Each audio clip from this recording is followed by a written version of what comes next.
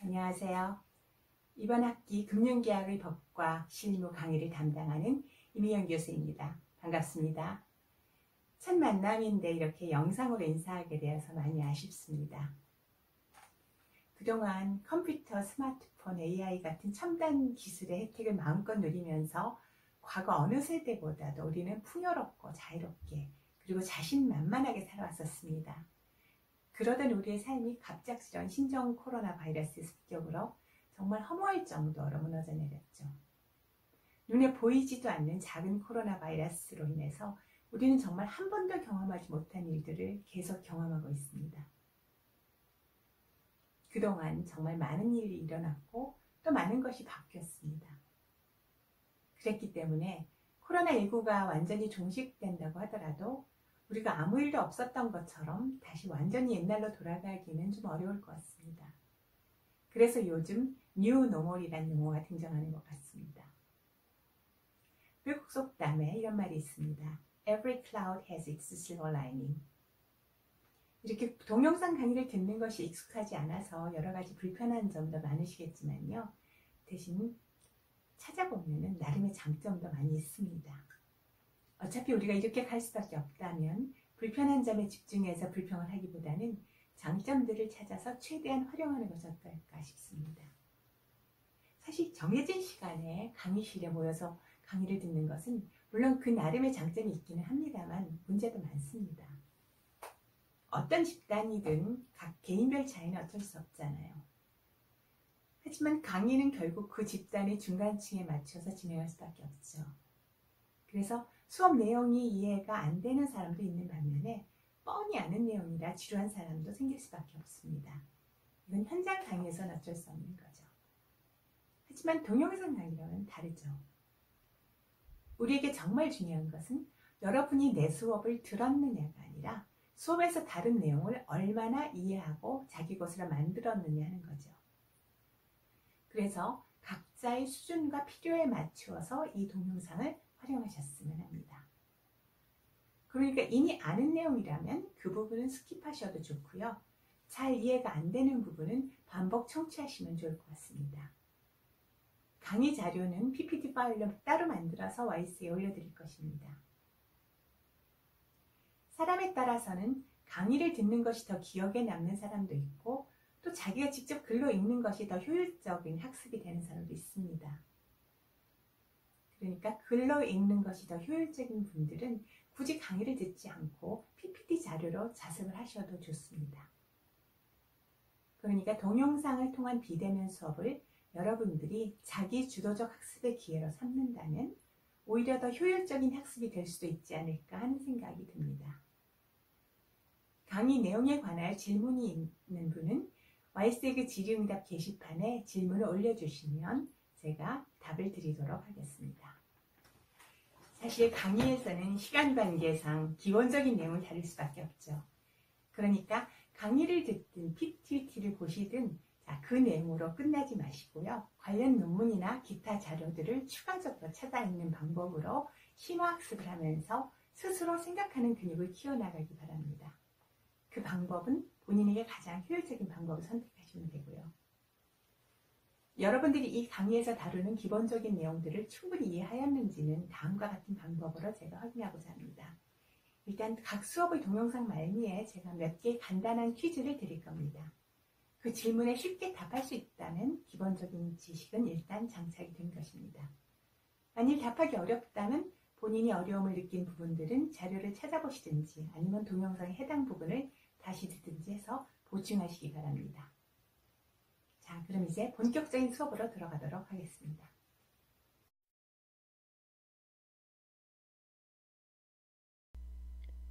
이 강좌에서는 각종 유형의 금융계약과 관련된 법적 쟁점들을 심도 있게 다뤄보고자 합니다.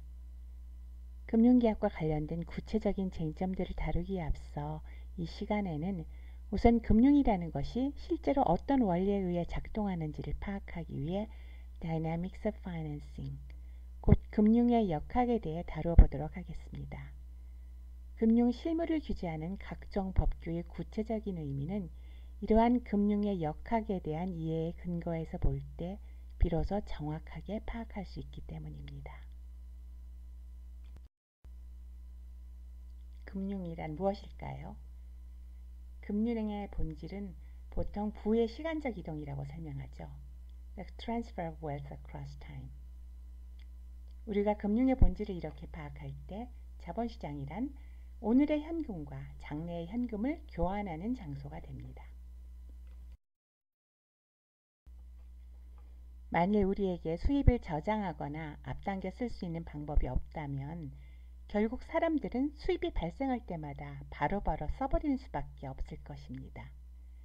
이것은 불편할 뿐만 아니라 경우에 따라서는 심각한 결과를 초래하기도 하죠. 만일 현재는 수입이 한 푼도 없지만 조만간 목단을 받기로 되어 있다면 결국은 오늘은 굶주리고 미래에는 과식을 하는 결과가 될 것이기 때문입니다. 물론 그때까지 살아남을 수 있다는 전제하에서 말이죠. 자본시장은 바로 이런 점에서 위력을 발휘하는 것이죠.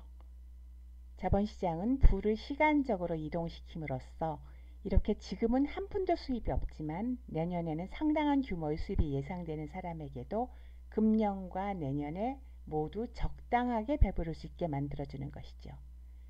결국 자본시장이란 오늘의 현금과 장래의 현금을 교환하는 장소라고 할 수 있겠습니다. 모든 금융거래를 지배하는 기본 원칙은 화면에서 보시는 이 두 가지입니다. 첫 번째 원칙은 A dollar today is worth more than a dollar tomorrow. 즉 오늘의 1달러가 내일의 1달러보다 더 가치가 있다는 것입니다. 왜냐하면 오늘 내 손 안에 있는 현금은 바로 투자해서 수익을 발생시킬 수 있기 때문이죠. 그렇기 때문에 금전의 현재 가치와 미래 가치는 차이가 생깁니다. 그래서 그 금전의 현재 가치는 미래의 현금 흐름에 일정한 할인율을 적용해서 계산하게 되죠. 이 할인율은 유사한 투자가 이루어지는 경우에 예상되는 수익률을 근거로 정해집니다. 그러니까 결국 자본의 기회비용, Opportunity Cost of Capital에 따라서 할인율이 정해진다는 의미가 됩니다. 오늘의 현금과 교환될 수 있는 내일의 현금이란 오늘 지급되는 금액, 즉 원금에 이 할인율에 상응하는 추가 금액이 더해진 금액이 될 수밖에 없습니다. 이렇게 추가되는 차액이 결국 이자라는 형태로 지급되는 것이니까 결국 이자율은 시장에서의 자본의 기회비용에 영향을 받을 수밖에 없습니다. 결과적으로 안전하고 수익성 높은 투자 기회가 풍부한 시장에서는 이자율은 올라갈 수밖에 없죠. 두 번째 원칙은 A safe dollar is worth more than a risky one. 즉 안전한 1달러가 위험한 1달러보다 훨씬 가치가 높다는 것입니다. 이건 너무나 당연한 거겠죠. 그래서 상대적으로 높은 위험을 수반하는 투자의 경우에는 보다 높은 수익률을 보장하지 않는다 그러면 사람들이 투자할 이유가 없잖아요. 그렇기 때문에 특정 대출에 실제로 적용되는 이자율은 특정 차주 및 특정 자금 조달 행위와 관련된 각종 위험 요소에 영향을 받을 수밖에 없게 됩니다. 그러니까 차주와 관련된 각종 위험 요소가 이자율에 영향을 미칠 수밖에 없는 겁니다.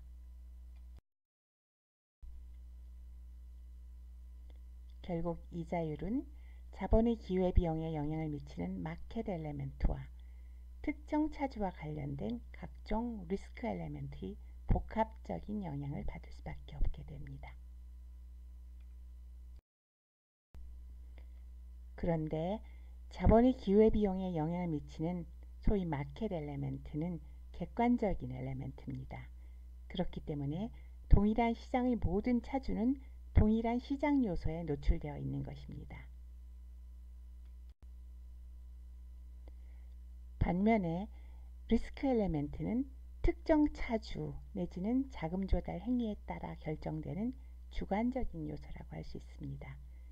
그렇기 때문에 동일한 시장에서 동일한 시간에 동일한 대주가 대출을 하더라도 차주의 상환 능력에 따라 다른 이자율이 적용될 수밖에 없습니다. 그런데 사실 차주의 상환 능력이라는 것은 신용등급과는 반비례하죠. 결과적으로 신용등급이 낮은 사람은 더 높은 이자율을 부담할 수밖에 없습니다. 그래서 어떤 면에서는 금융은 빈익빈 부익부에 기여해서 양극화 현상을 더 심화시키는 면이 있습니다. 정리하자면 차주가 부담해야 하는 이자 비용이란 현금의 시간 가치와 위험 부담에 대한 대가입니다. 실제 이렇게 계산된 대가를 놓고 협상을 벌이게 되죠. 이 대가보다 이자율을 조금이라도 낮추고자 한다면 결국 계약의 다른 조건들을 통해 대주가 부담해야 할 위험의 폭을 줄여나가야 할 것입니다.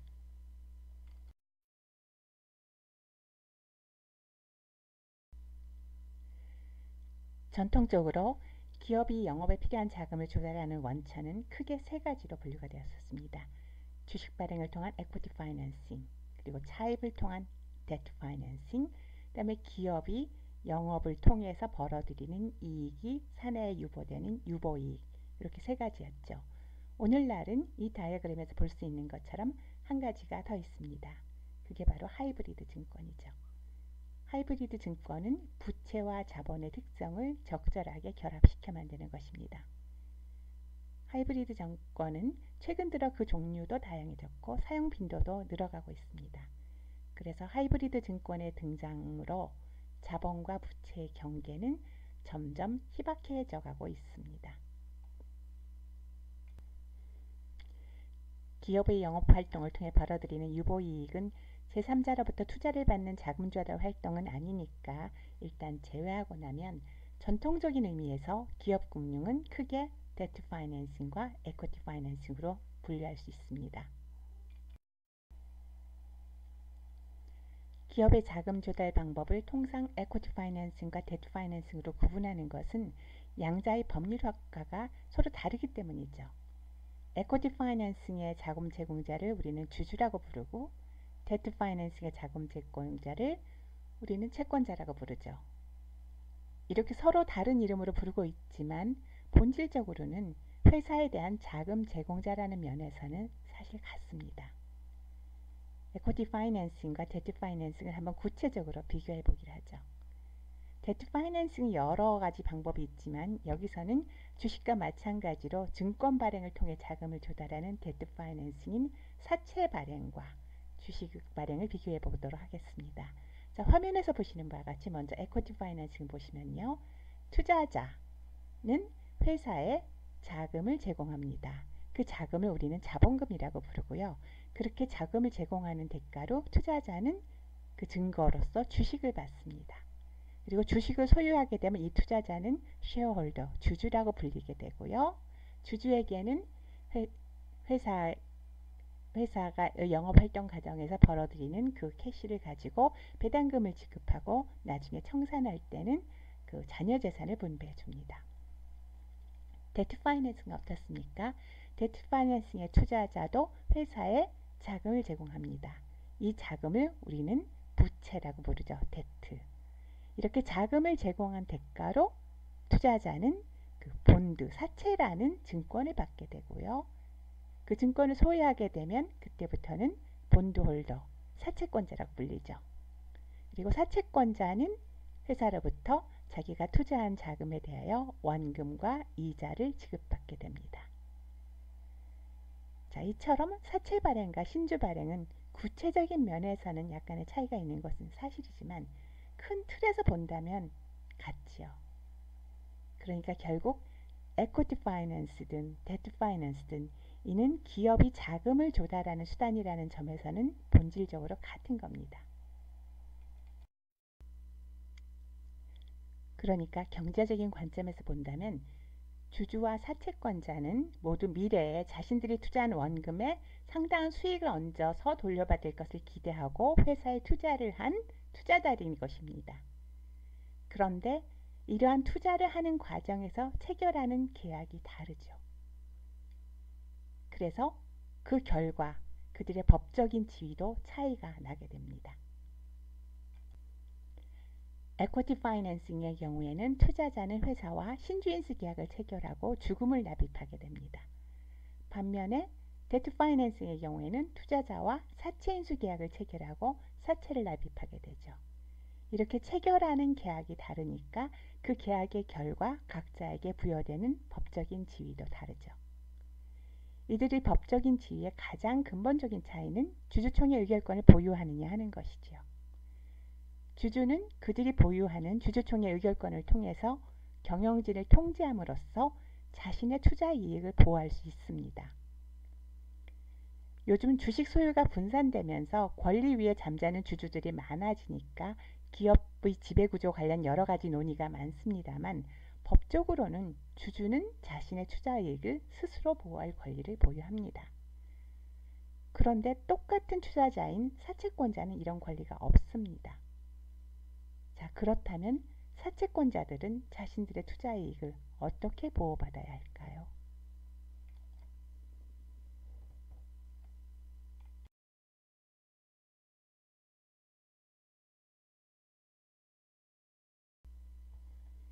먼저 에쿼티 파이낸싱에 관해서 상세하게 살펴보도록 합시다.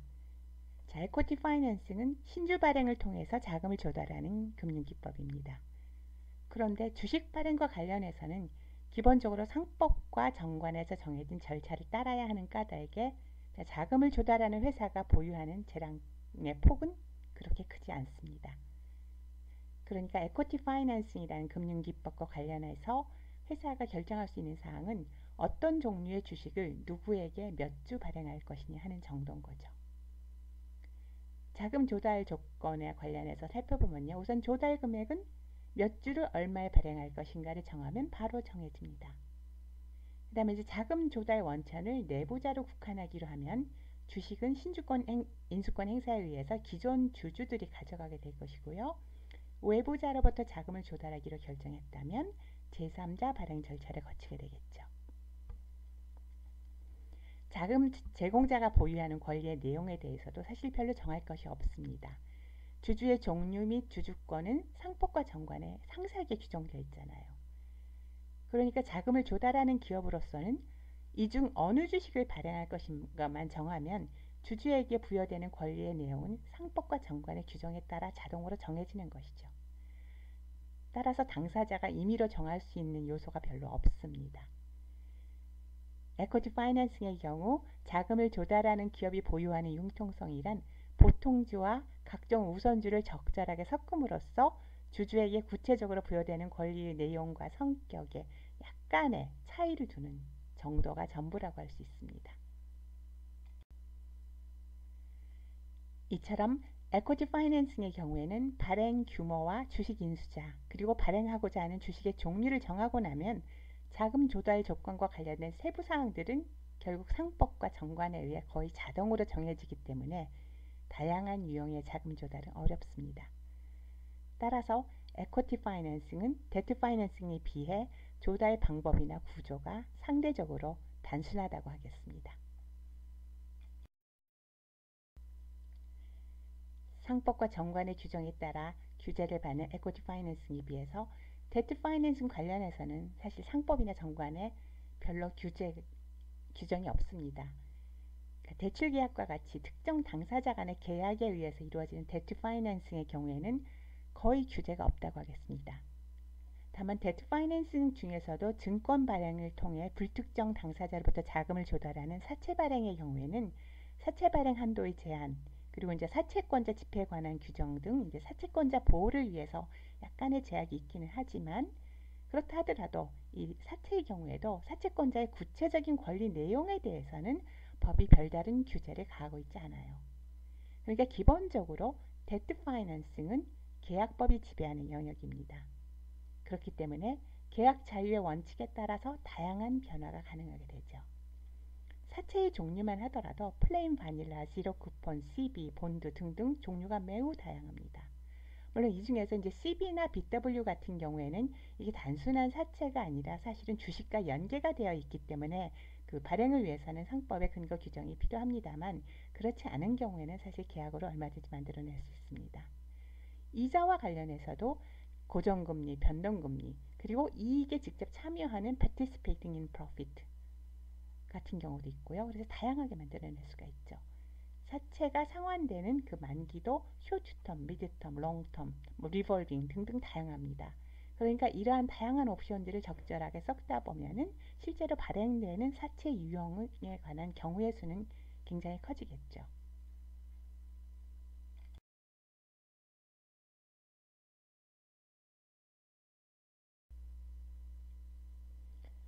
그럼 이제부터는 주주와 사채권자의 법적, 경제적 지위에 대해 구체적으로 살펴보도록 하죠. 자, 주주는 주주총회에서 의결권을 행사함으로써 회사에 대한 통제권을 보유하죠. 아울러 배당금을 통해 원금을 초과하는 이익을 실현합니다. 반면 사채권자는 의결권이 없으니까 회사의 경영에 대한 통제권은 없습니다. 사채권자의 경우 원리금을 초과하는 이익 실현은 이자 지급이라는 방법을 통해서 하게 되지요. 그러니까 주주나 사채권자는 모두 투자 원금 및 이에 대한 경제적 이익을 회수하는 것을 목적으로 투자하는 것은 동일하지만 자, 투자 원금 및 이익을 회수하는 과정에는 본질적인 차이가 있습니다. 우선 원금 회수 관련해서 보도록 하겠습니다. 사채의 경우에는 회수 시기가 만기로 정해져 있죠. 만기가 도래하면 회사는 무조건적으로 투자자에게 원금을 지급하여야 합니다. 물론 만기 이전에 사채권자가 사채를 양도하는 방법으로 투자 원금을 회수하기도 하지만 이건 보편적인 방법은 아니죠. 반면 주식의 경우에는 정해진 원금 회수 시기라는 건 없습니다. 주식 소각이나 회사 청산 등 일정한 비정기적인 사건이 발생한 경우에만 회사로부터 원금 회수가 가능합니다. 그래서 주주의 투자 원금 회수는 회사로부터 회수하는 것이 아니라 주식 매각을 통해 제3자로부터 회수하는 것이 대부분이죠. 투자 원금을 초과하는 이익의 회수에 관해서 본다면요. 사채는 이자라는 이름으로 이루어지고요. 그 이자는 그 회사의 재정 상태와는 무관하죠. 즉 회사는 무조건적인 지급 의무를 부담합니다. 반면 주식의 경우에는 배당금이라는 이름으로 이루어지는데요. 자, 배당금의 지급은 배당 가능 이익을 조건으로 합니다. 그러니까 배당 가능 이익이 없다 그러면 주주는 받을 권한이 전혀 없습니다. 대신에 배당금의 경우엔 지급의 상한선은 정해져 있지 않죠. 이자는 이자율 만큼밖에 못 받지만 그러니까 주주는 의결권을 통해서 회사의 경영에 대해 통제권을 보유합니다. 대신 사업이 실패로 인한 위험도 부담하고 물론 사업이 성공했을 때 초과 수익 역시 주주의 몫입니다. 그러니까 매니지먼트 컨트롤, 업사이드 프로핏, 다운사이드 리스크는 모두 주주에게 속하게 되지요. 반면에 사채권자는 의결권은 보유하지 않지만 대신 회사의 재무 상태와 무관하게 사채에 대한 원리금을 지급받을 수 있게 되니까 결국 고정적인 수익이 확보되는 것입니다. 그렇다면 사채의 경우 의결권의 포기와 원리금 우선 수령권 간에는 일종의 트레이드오프가 있다고 보여집니다. 그렇기 때문에 사채권자에게 의결권을 인정하지 않는다고 해서 언페어하다고 할 수는 없을 것입니다. 방금 설명한 주주와 사채권자의 법적, 경제적 지위 차이로 인해서 회사에 손실이 발생한 경우에는 그 손실은 1차적으로 주주에게 귀속됩니다. 즉, 주주가 투자한 자본금은 채권자들의 손실 위험에 대한 쿠션 역할을 하는 거죠. 이걸 Shareholder First Rule in Relation to Losses라고 합니다. 이와 같은 Shareholder First Rule in Relation to Losses 덕분에 채권자들은 회사가 채무 초과 상황만 아니라면 원리금 회수에는 문제가 없게 됩니다. 그런데 아무리 Shareholder First Rule이 있다 하더라도 회사에 돈이 부족하다면 사실상 받을 방법이 없겠죠. 우리가 insolvency라는 용어를 사용할 때는 부채가 자산을 초과하는 경우입니다. 그래서 결국 회사가 채무 상환 능력이 없을 때 insolvency라고 하죠. 이렇게 되면 주주를 제끼고 회사의 모든 채권자들끼리 회사의 자산을 나누어 갔더라도 부채가 자산을 초과하니까 채권을 전액 회수할 수는 없게 되겠죠. 그러므로 insolvency, 즉 지급불능 상태가 발생하면 그때는 채권자도 위험에 처하는 것은 사실입니다. 하지만 2단계에 이르기 전, 즉 solvent company의 경우에는 회사에 다소 적자가 쌓이고 있다 하더라도 채권자들이 원리금을 회수하는 데는 문제가 없습니다. 그러므로 shareholder-first rule in relation to losses 덕분에 채권자가 회사의 영업실적 부진으로 인한 위험을 부담하는 것은 실적 부진의 정도가 너무 심각해서 회사가 지급불능에 이르렀을 경우로 제한이 되게 되는 것입니다.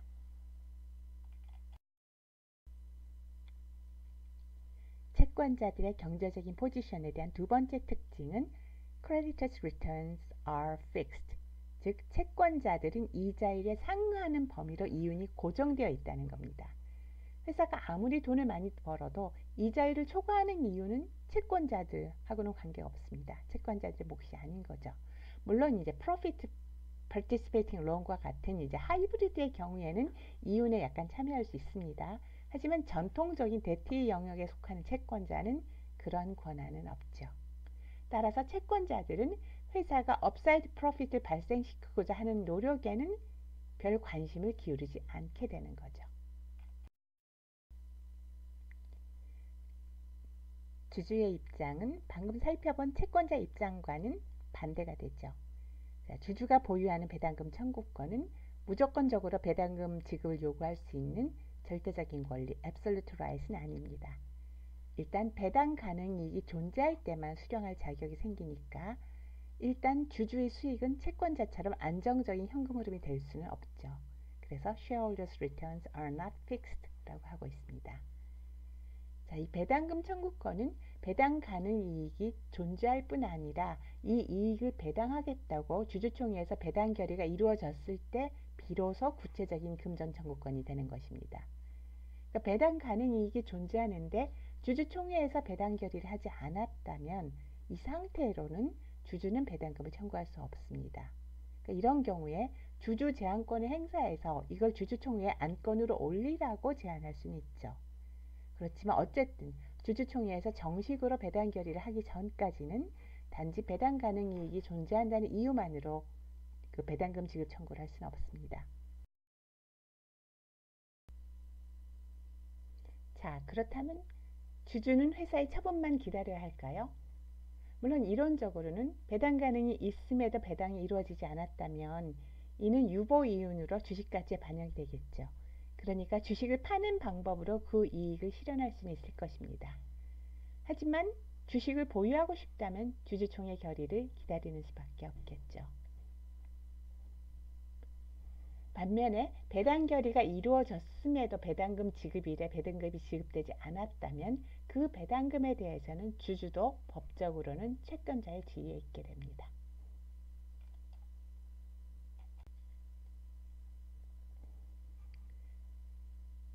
shareholder first rule in relation to losses는 배당금 지급의 경우뿐만이 아니라 회사의 청산 시에도 적용됩니다.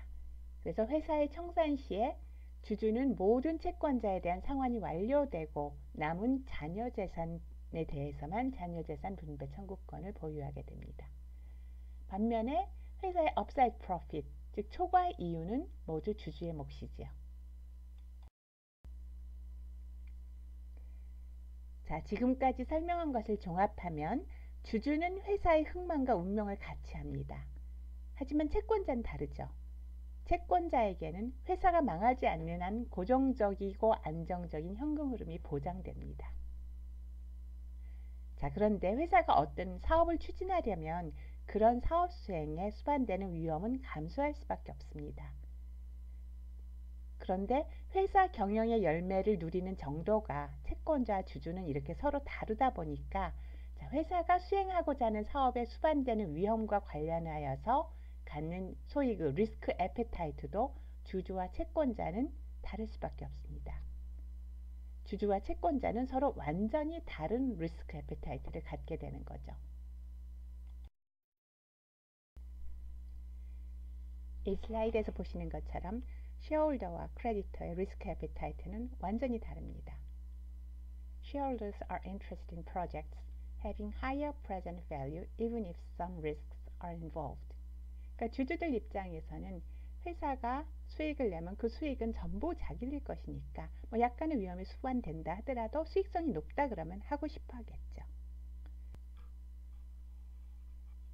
Creditors favor safe projects even if less profits are generated. 자, 채권자들로서는 회사가 망하지만 않으면 회사가 돈을 많이 못 벌더라도 자기들은 원리금 회수가 가능합니다. 그러니까 가능한 한 안전한 프로젝트를 선호하게 될 것입니다. 이렇게 서로 다른 리스크 애피타이트는 회사의 경영에 대한 기본적인 가치관에 영향을 미칠 수밖에 없죠. 채권자들 입장에서는 이자 상당의 수익이 창출되는 한 그 이상의 위험을 떠안을 이유가 없다라고 생각했기 때문입니다. 그래서 excessively safe 프로젝트를 선호하게 될 것입니다. 이렇게 서로 생각이 다른 자들을 운전석에 앉히면 회사가 어떻게 되겠습니까? 어떤 결과가 발생할지에 대해서는 뭐 따로 설명이 필요 없겠죠. 그렇기 때문에 결국 부득이 한쪽을 선택을 할 수밖에 없습니다. 자, 그렇다면 누구를 운전석에 앉을 것인가? 이때는 두 가지 사항을 반드시 고려해야 합니다. 첫째로, 누가 주도권을 쥐는 것이 장기적인 회사 경영에 더 바람직한가? 두 번째는, 그렇게 한쪽의 주도권을 인정한 경우에 다른 한쪽이 부당하게 불측의 손해를 입을 가능성은 없는가? 이 두 가지에 대한 고려가 있어야 될 것입니다. 그렇다면 누구에게 주도권을 주는 것이 장기적인 회사 발전에 도움이 될까요? 항상 극도로 안전한 사업만 하겠다는 것은 사실 기업이 존재 이유와는 배치되는 면이 있습니다.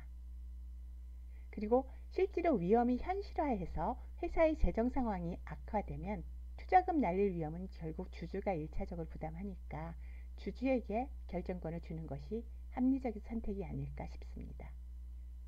사실 직접적으로 손해볼 위험이 높은 쪽에서 하겠다는데 주주의 자본금이 제공하는 쿠션을 깔고 앉아있는 채권자들에게까지 발언권을 줄 필요는 없지 않을까요?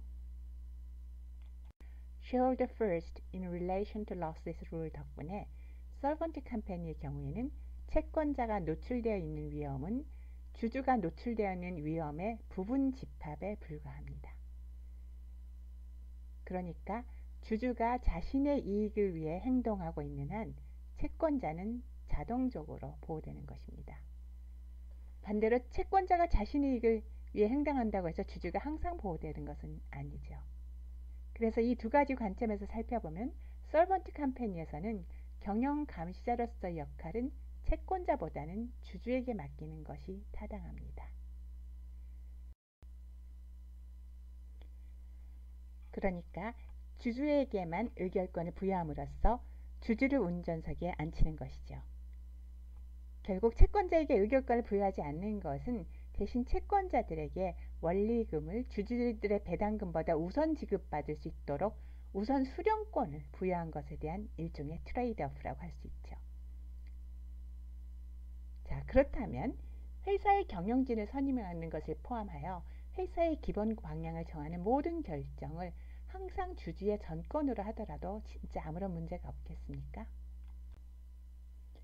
회사가 자본 잠식 상태가 되어버리면 이때부터는 주주들은 더 이상 잃을 것이 없습니다.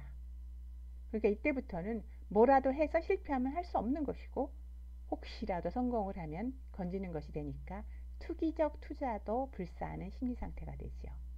그래서 경영진이 이런 주주들의 요구에 따르게 되면 회사를 일종의 갬블링 팜으로 전락시킬 우려가 있습니다.